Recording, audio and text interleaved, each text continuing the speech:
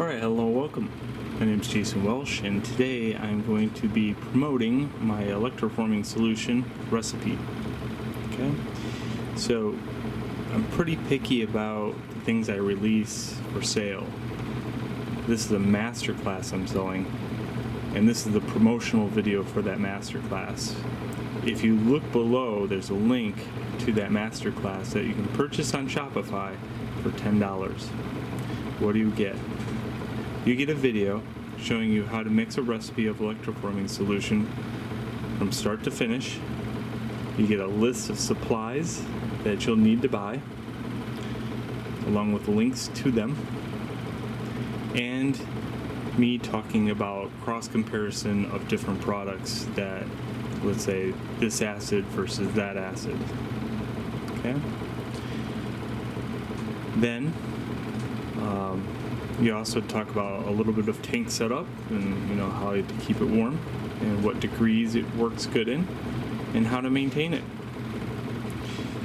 So one of the things I like about electroforming solution, a good version of it, is it has to cover all the nooks and crannies in a complex shape. Okay? One of the most complex shapes is organics. So if you can look in here, I have a very complex organic, all plated with electroformed copper. And it goes into every nook and cranny, and it's shiny. It's got to be able to cover a surface like this and show texture that's interesting. This bug was done in the same made formula that I'm covering in the video, and it's got to be hard. So if you know anything about electroformed copper, sometimes if you don't get the recipe right, you don't get your settings right, it will produce a copper that's kind of weak. This is been bent. It used to be straight, and I bent it into a hook.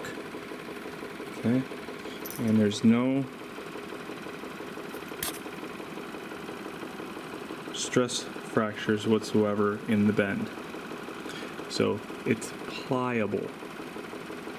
It's also so strong that I had to use pliers to bend it. I couldn't bend it by hand. So that's another thing I look for. Is it pliable? And is it hardened? The last thing I'm going to show is the range of current it runs in. This is a Hall cell test. Your goal is to get a large range of current density within the fluid, so that when you set your power supply, it actually works under a great deal of situations. For instance, this one runs at 0.41 amps per inch all the way up to 0.1 amps per inch. So if I wanted no texture, smooth plate, I can run it here. Or if I wanted texture, I can run it at 0.4 amps. That's a very large range.